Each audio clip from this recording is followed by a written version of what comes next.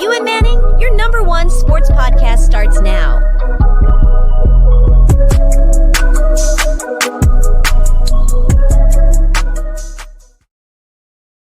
Wow. Back again. Another weekly episode.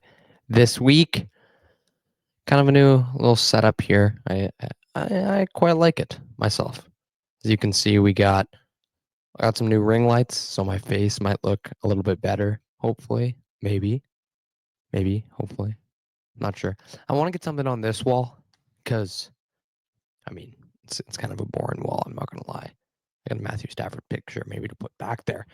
But nonetheless, it was a huge week for sports, and I hope everyone had a good week watching some great football games that were on in action and some other things that were going on around the games that were on this weekend. We can start with the NFL. What a week for the NFL. It was a lot of fun. But first things first, the hat must come off. It's all gone. Buzzed it. I kind of did it if you listened to the pod last week, you knew that I needed to buzz if I lost.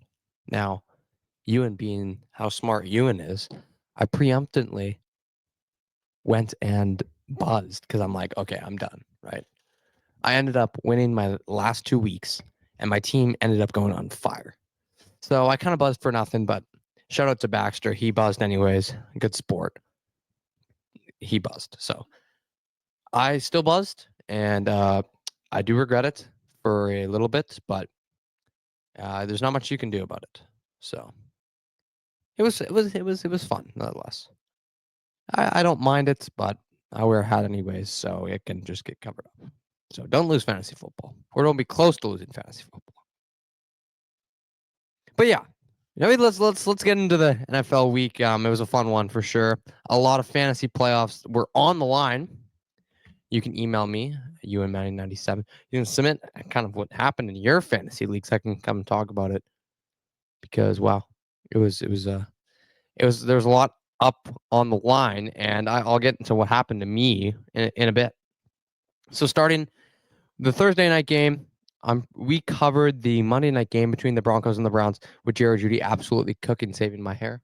But nonetheless, we had the Lions and the Packers. The Lions in a very, very close game go down and kick game-winning field goal. They win 34-31. Monty and Gibbs both find the end zone. Amon-Ra has a rough day for my fantasy team, but 53 yards, 5 receptions for him. Jared Goff, again, 3 passing touchdowns. Elites. Jordan Love also had a good game. They didn't throw the ball a ton. They gave Josh Jacobs the ball a ton. He had 3 touchdowns. Wasn't very efficient, though, on the ground with 18 carries for 66 yards. Tucker Kraft did find the end zone, 41 yards for 3 receptions. That was a really fun game. Came down to the very end, and some just coaching just decisions. It seems like the Lions will always just continue to go for it, but it was a fun game overall. Now, kind of getting into the Sunday slate of games. Let's go back. Let's just jump back here a little bit. I kind of forgot about this. This game decided how the NFC North would look. If you think about it, the Lions, if they would have lost that game, they would have been 11-2, tied with the Vikings. They do play the Vikings one more time, but the Lions have clinched because if they tie, they have the tiebreaker. So crazy stuff. The Packers also were in the mix there. The Bears, unfortunately, lose again, so they are kind of out of the race. Looking into the NFL now, we start off with the Chiefs and Chargers. The Chiefs getting away with it again. I don't know how often we're going to have to go through this, but the Chiefs, Patrick Mahomes, not an excellent game. D-Hop gets in the end zone. Pacheco doesn't have a great game. They didn't really play that well. Their defense played well against the Chargers, but again, they found another way to get it done. Their kicker, Wright, who is coming in because Butker was hurt, nails the field goal. Well, not nails it. He tips the upright, and it finds its way in. I don't even know how it's possible, to be completely honest. It didn't really make sense to me. But yeah, he hit the upright, bounced in. So that's a big win for the Chiefs. The Niners absolutely smoking the Bears, 38-13. Caleb Williams, again, cannot figure it out until the end. So they just did not look good. Isaac Guerrero, who came in, he's the third string for the 49ers. He also got hurt in that game, but he had 128 yards and 15 carries and 2 touchdowns. Kittle had 151 yards and 6 receptions. Juwan Jennings, 90 yards, 2 touchdowns, 7 receptions. So big game for them. The offense kind of showing out again. The Seahawks beat the Cardinals 30-18. Big win for them. They kind of shut down the offense a little bit, but got to keep getting Marvin Harrison the ball if I was the Cardinals. Kyler Murray, 2 interceptions, 2 touchdowns as well. Gino having a good game. And Zach Charbonnet in replace of Kenneth Walker. A massive game. 193 yards on 22 carries and 2 touchdowns for him. Jackson Smith and Jigba also 86 yards, a touchdown, 5 receptions. He's looked like the wide receiver one for that football team. Then the Dolphins, Tyreek Hill having an absolute massive game. 121 yards, a touchdown, 10 receptions. Waddle also big, 9 receptions, 99 yards. The Jets, I mean, they just can't seem to win a football game. Devontae Adams, a massive game, 109 yards, a touchdown. Garrett Wilson also good, 114 yards total. Jets kind of figure it out on offense, but again, it's just not enough to beat Miami as Miami takes the win in overtime 32-26. So a tough one for them nevertheless. Then we're down. The Vikings and the Falcons, a 42-21 win for the Vikings. An absolute massive game for Jordan Addison. 3 touchdowns, 133 yards. He's probably on your waiver wire. Maybe if he's on your bench or in your lineup. That would be crazy. Justin Jefferson also with a massive game. 2 touchdowns, 132 yards. Sam Darnold, put some respect on his name now. I know he kind of like slowed down a little bit earlier, but 5 passing touchdowns for the kid. Not really a kid anymore. It feels like he is, but unbelievable stuff from him. 5 passing touchdowns. I had him on my fantasy team. On one of my fantasy teams. Big week for him. He put up like 35 points. So we'll take that every day. Aaron Jones also with a rushing touchdown on 13 carries. He had a good game for them. So 42-21 win for the Vikings. They look very, very good. And the Saints barely sneak out with the win with their new coach. Juwan Johnson getting in the end zone. Keandre Miller getting in the end zone. 14-11, beating the Giants. Drew Lock again looking average. Malik Neighbors looking excellent without a good quarterback, and Tyrone Tracy Jr. looking great at the running back position. 16 carries, 83 yards, and a touchdown.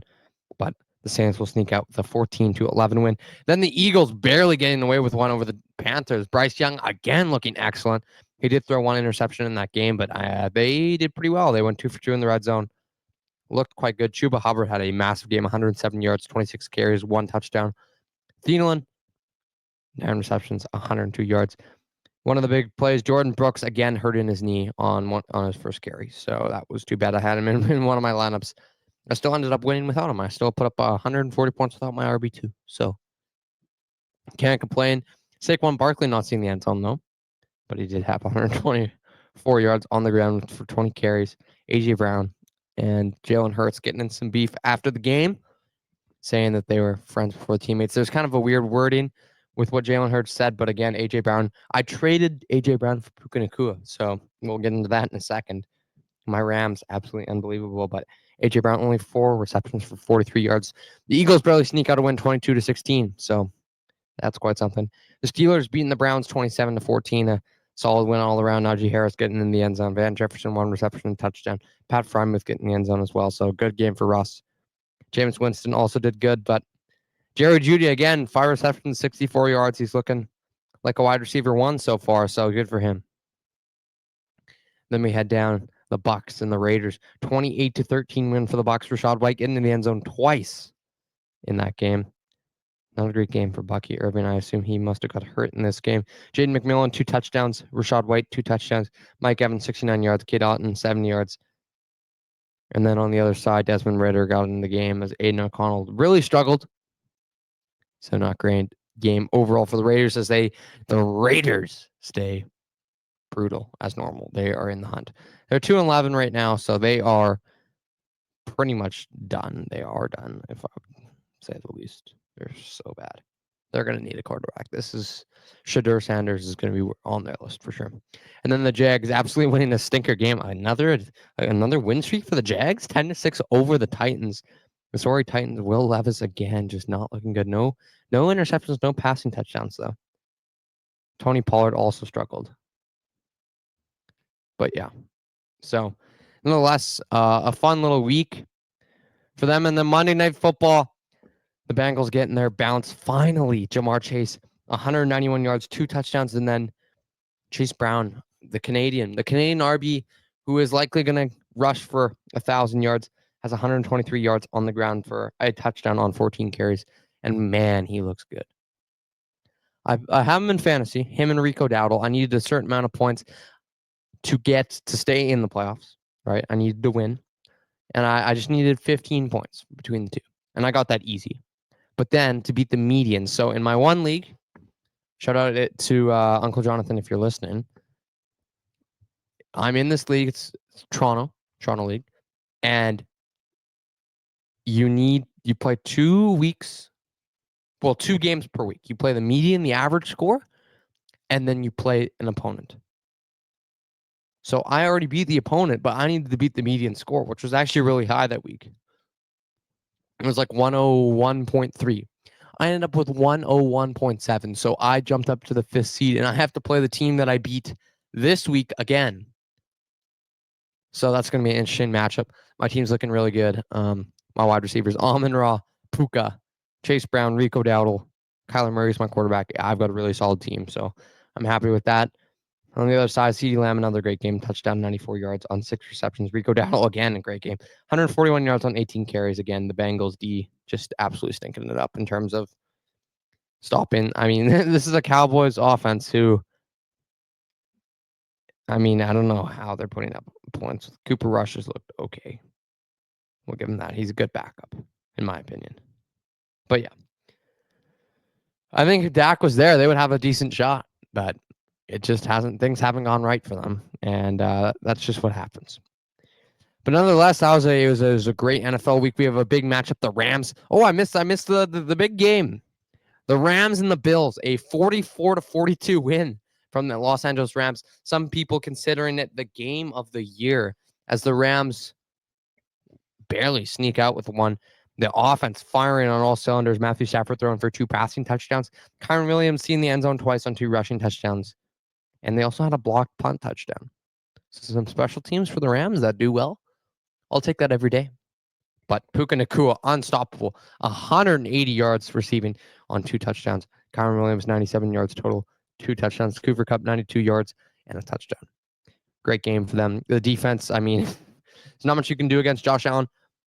He puts up an all-time. He throws for 3 passing touchdowns and rushes 3 passing touchdowns, and they still rushes for 3 touchdowns, and they still lose.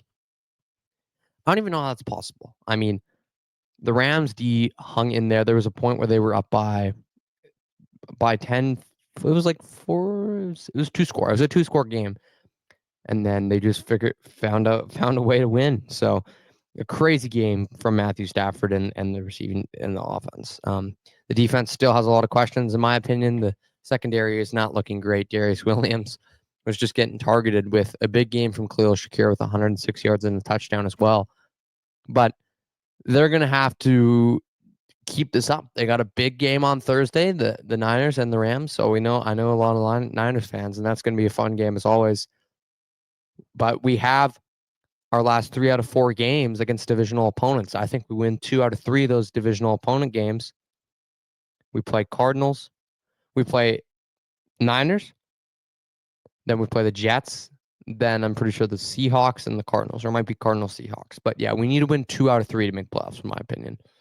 The divisional games matters. I think if we want a shot at the NFC West, we definitely have, but we got to beat the Seahawks. I mean, that's a huge game because it's so close. It's so jammed. And even the 49ers are not out of it.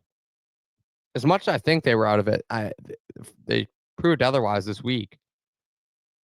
So it'll be interesting to see how they can bounce back.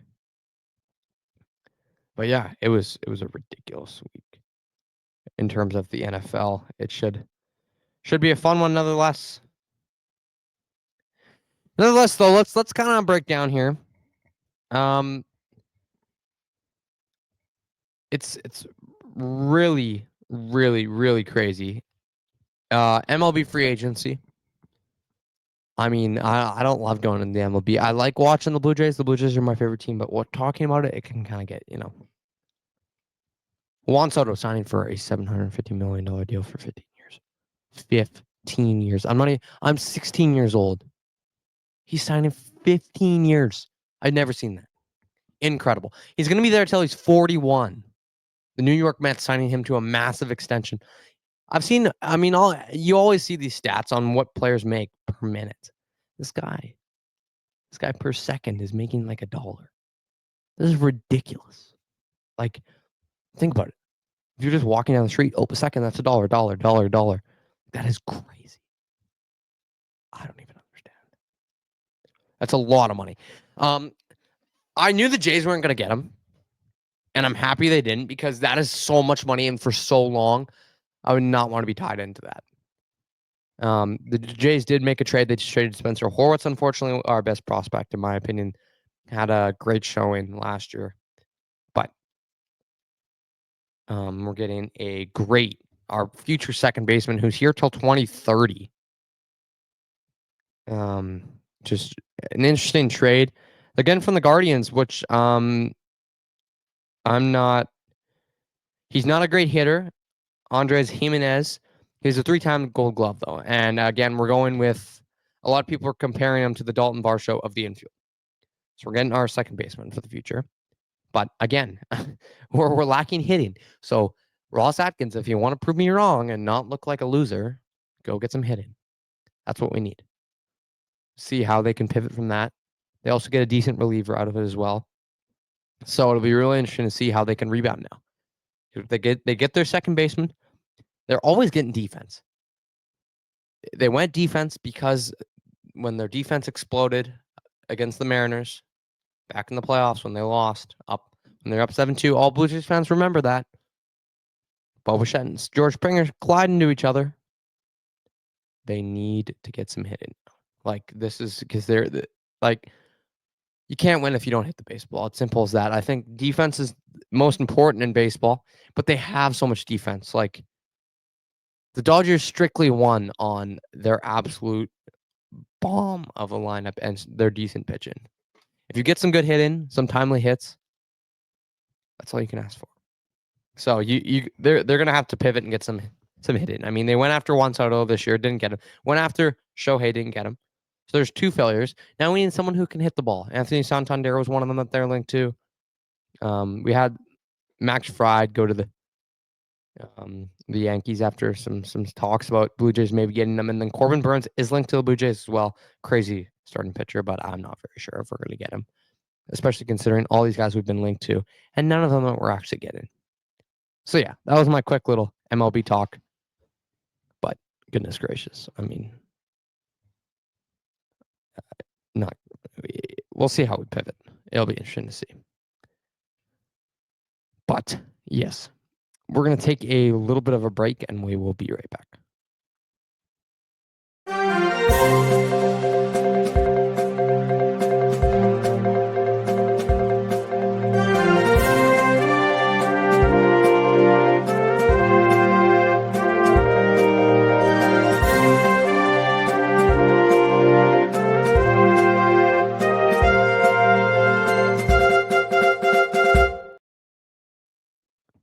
Well, some breaking news for the Edmonton Elks organization. They signed Tre Ford to a 3-year extension. He can make up to $1.2 million in total dollars if all of his bonuses hit. So that's a big W for the team. Very interesting to say the last.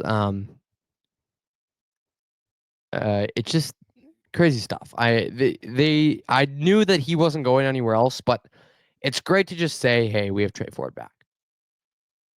As much as the Elks are overlooked, they were very close last year. They were just on the edge. Now, Tre Ford's getting paid starting money. They have 2 starting quarterbacks making starting money. So let's see how they're going to use Tre Ford next year. I assume going in, he's going to be the starter. But if things aren't going well, MBT is always there, and that's a great option for us. Gino Lewis is also free agent. So that's going to be interesting to see if we actually sign him back. He was a great wide receiver for the Elks, but great to see Tre back. He was the reason why I went to the games last year. And I bought a season ticket, $76 Canadian, a youth ticket. So I'm going to be going to a ton of Elks games next year. It's a lot of fun. But yeah, great signing. That was kind of the big news in terms of Edmonton. Zach Hyman did get back in the lineup, I guess, if that's some big news. That happened a little while ago. But yes, crazy stuff. The Edmonton Oilers get a huge win last night. I was at the game, 2-1, just sneaking it past Vasi. Vasi normally dominates them. McDavid scoring a breakaway goal, splitting the D with his speed and sniping it home, and then the winner, Draisaitl. And then Vasi whacks at it, hits Hedman, pops into his own net. So Oilers getting a little bit lucky on that one, but at the end of the game, also a high stick that went in with 8 seconds with the goalie pulled for Tampa. The Oilers, I thought, outplayed Tampa in that hockey game, though, so they deserved definitely to win it. It was pretty crazy stuff in terms of that, but the Oilers have looked really good. They got Vegas and the Wild coming up. That is going to be really tough. Very tough schedule coming up. So see how they can rebound. They take on the Wild actually tomorrow, because I'm recording this on Wednesday, December 11th. They play the Wild tomorrow at 6:30, Thursday, December 12th. And the Golden Knights taking on the Oilers on Saturday at 2 p.m. The Oilers on the road against the Wild, and then back at home against Vegas at 2 p.m. game. A little bit of a weird one, afternooner for Saturday. See how they can rebound from there. Keep going. Keep pushing. They're playing well. The goaltending has been great. The last 5 starts, Stuart Skinner's been over a .940 save percentage. Keep it going. Keep getting wins. They gotta keep finding their ways to climb the standings. Right now, they're sitting in the second wild card spot. It's going to be interesting to see how they can keep pushing. See if they can do it. I mean, the big guys, the big guns are going to do it. Draisaitl first to get to 20 goals this season. Goodness gracious. Hyman's looked good on his way back. So they're figuring stuff out. Podkolzin's looked pretty good as well on that heater. Be interesting to see how they handle it. Darnell Nurse, let's give him some appreciation. He has been great this year. Making a beautiful pass to Draisaitl last year that ended up in the back of the net. Unbelievable. He's been very good, very solid defensively. So you got to give him some props on the other end. But the big news that came out this week, the big stuff. Team Canada's roster coming out for the Four Nations tournament. For people that don't know, this year the NHL added a Four Nations tournament where they can basically take a break in February and they go play international hockey. Who doesn't love international hockey? It's the best. It's the best of its kind. Right? So just the team came out, Shirelli, Hagel, just really interesting stuff. I'm very excited to see how they play. All the rosters look good. The goaltenders come out. Skinner did not make it. The only Oiler to make it, obviously, was Connor McDavid, which is a little surprising. Colton Parayko was the third right wing, right D, excuse me. We were kind of expecting Bouchard maybe there or Hyman getting in the lineup somewhere. But, it's going to be fun to watch. The first line is going to be so gross. And the power play, Makar and McDavid, It's going to be fun. It's going to be so fun to watch. That is around February, so we'll kind of leave it at that. The rosters came out. You can go check them, I'm sure, anywhere. Like, just search them up, and they will pop up. But it looks a lot of fun. I was kind of shocked that they went for a defensive approach, especially looking at their goalies, because they're looking at a winning approach. Because you look at the American goalies, Ottinger, Hellebuck, and Swayman. That is a combo to not overlook. But yeah, it's gonna be so fun. The 4 C's, the 4 centers, Crosby, McDavid, McKinnon. That's gonna be ridiculous. You're basically having some of the best players of the generation. Connor Bedard doesn't make the team, so that's an interesting one. But you're having some of the best players of this generation on Team Canada. All of them: McKinnon, Makar, McDavid, Crosby, and then Bedard. when he gets in the Olympics. So ridiculous stuff. Crazy stuff. But yeah, it was just a great week for sports. Nonetheless, it was fun breaking it down with you guys listening. It's going to be really interesting to see. Right now, you have the NBA play-in tournament, which I'm not really keeping up on. But the last thing I want to touch on, the college football playoffs bracket coming out. Fun to watch. Oregon, the Bulldogs, getting both the 1-2 buys. Tennessee and OSU will play. SMU, Penn State, Clemson, Texas, Indiana, Notre Dame, and the bowl games were big and factoring in. ASU getting the 4th bye. So wow, I did not really expect that, to be completely honest with you. ASU getting the bye, but Alabama staying out. SMU getting the final spot. So too bad for Alabama. You can't lose big games. But it's going to be fun. This is so great that they added.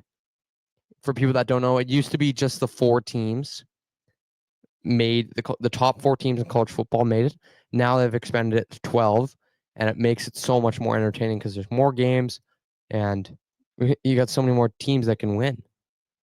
Georgia, Carson Beck getting hurt in the game as well, and their backup getting hurt. So it'll be interesting to see how the 2 seed can maybe get a little bit of a break. That was a huge way to get a bye for them, beating Texas with a backup quarterback.